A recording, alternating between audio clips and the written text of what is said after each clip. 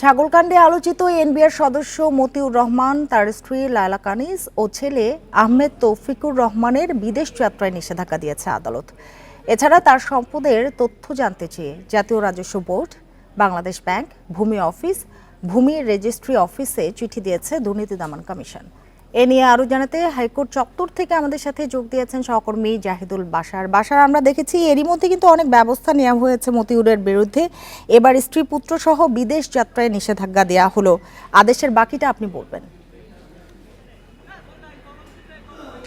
না দেখুন, এখানে মূল বিষয়টি হচ্ছে যে দুর্নীতি দমন কমিশনের সচিব কিন্তু গতকালকেই বলেছেন যে মতিউরের বিরুদ্ধে তদন্তের জন্য এরই মধ্যে কিন্তু 3 সদস্যের কমিটি গঠন করা হয়েছে। গতকালকে দুর্নীতি দমন কমিশন থেকে এটি জানা গেছে এবং যেহেতু তদন্তর জন্য এরই মধ্যে কার্যক্রম হাতে নিয়েছে দুর্নীতি দমন কমিশন, সুতরাং তাদের তদন্তের স্বার্থে যেসব জায়গায় তারা আশঙ্কা করেন যে ক্ষেত্রে তদন্ত বিঘ্নিত হতে পারে সেই জায়গাগুলোতে তারা আগে সেগুলোর ব্যাপারে তারা সতর্ক হবেন। এটি সবসময় আমরা দেখি। যেমন এই ক্ষেত্রে আশঙ্কার জায়গা ছিল যে তারা যে কোনো সময় দেশ ত্যাগ করতে পারেন, সুতরাং সেই কারণে আদালতে তারা দুর্নীতি দমন কমিশনের পক্ষ থেকে অনুসন্ধান কর্মকর্তা তিনি আবেদন করেছেন যে মতিউর রহমান, তার প্রথম স্ত্রী লায়লা কানিজ এবং তার যে প্রথম পক্ষের যে সন্তান তৌফিকুর রহমান তাদেরকে দেশ ত্যাগে নিষেধাজ্ঞা চেয়ে আদালতে আবেদন করেন। আজকে মহানগর সিনিয়র স্পেশাল জাজ আশরাম জগলুল হোসেন তিনি কিন্তু সেই আবেদন গ্রহণ করেছেন এবং তিনি বলেছেন তিনি সেখানে নিষেধাজ্ঞা দিয়েছেন, অর্থাৎ মতিউর রহমান তার প্রথম পক্ষের স্ত্রী লায়লা কানিজ এবং তার সন্তান দেশ ত্যাগ করতে পারবে না। কিন্তু এখানে আশঙ্কার বিষয় হচ্ছে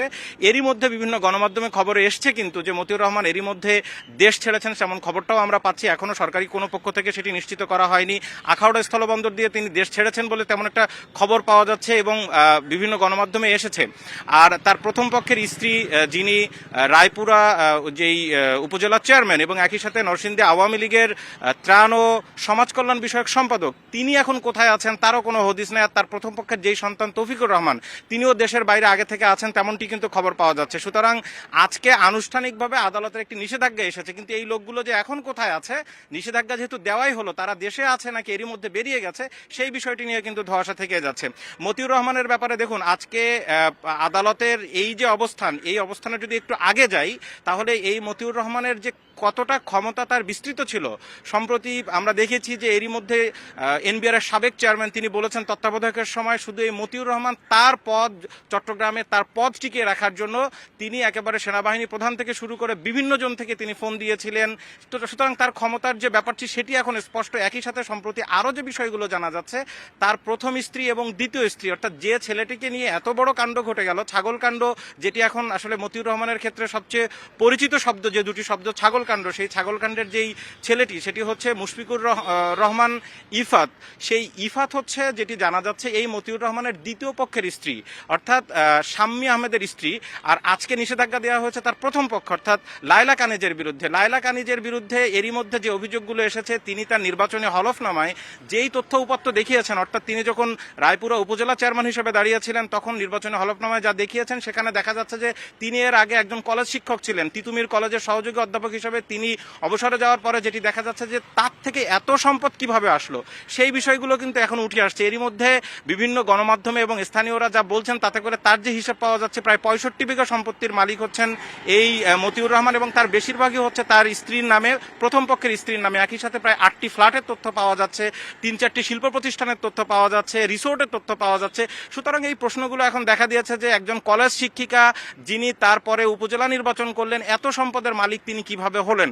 সুতরাং সবার ধারণা যে মতিউর রহমানের দিক থেকেই মূলত এই সম্পদগুলো সেখানে দেওয়া হয়েছে এবং দুদক সেই তদন্তই করছে যে এগুলো আসলে বৈধ পন্থায় অবলম্বন করে তিনি এই সম্পদ করেছেন নাকি অবৈধভাবে নেওয়া হয়েছে। একই সাথে দুদকের যে আবেদনটি আজকে করা হয়েছিল আদালতে, সেখানে কিন্তু স্পষ্ট করে বলা হয়েছে যে কেন দেশ থেকে নিষেধাজ্ঞা চাওয়া হচ্ছে। বলা হচ্ছে যে দুদকের আশঙ্কা এবং তারা এরই মধ্যে বিভিন্ন তথ্য পাচ্ছেন যে অনেক সম্পত্তি এবং হুন্ডির মাধ্যমে বড় একটি অংশ তিনি এরই মধ্যে দেশের বাইরে পাচার করেছেন। সুতরাং এই সবকিছু মিলিয়ে আসলে তাদের দুর্নীতি দমন কমিশনের যে আগামীর যে অনুসন্ধান, যে তদন্ত তারা করবে, সেক্ষেত্রে অবশ্যই মতিউর রহমান, তার প্রথম পক্ষের স্ত্রী, সন্তান, তাদেরকে অবশ্যই তারা সেখানে তলব করবে, তাদেরকে দরকার হবে জিজ্ঞাসাবাদের জন্য। সুতরাং সেই জায়গা থেকে নিষেধাজ্ঞা চাইবেই দুদক, আজকে সেটি চেয়েছে, আদালত সেটি গ্রহণ করেছে। এখন দেখা যাক আসলে তারা এখানে উপস্থিত হন কিনা। এরই মধ্যে আমরা দেখেছি যে আরেকজন সাবেক আইজিপি বেনজিরকে কিন্তু চিঠি দিয়েও দুদকে হাজির করা যায়নি, তিনি হাজির হননি। এখন এদেরকে দেশ থেকে নিষেধাজ্ঞা দেওয়া হয়েছে ঠিকই, কিন্তু দুদক আসলে শেষ পর্যন্ত তাদের ধরাছোঁয়ার মধ্যে আনতে পারবে কিনা সেটি প্রশ্ন থেকে যাচ্ছে। জাহিদুল বাশার, আপনাকে অনেক ধন্যবাদ আমাদের সাথে যোগ দেওয়ার জন্য।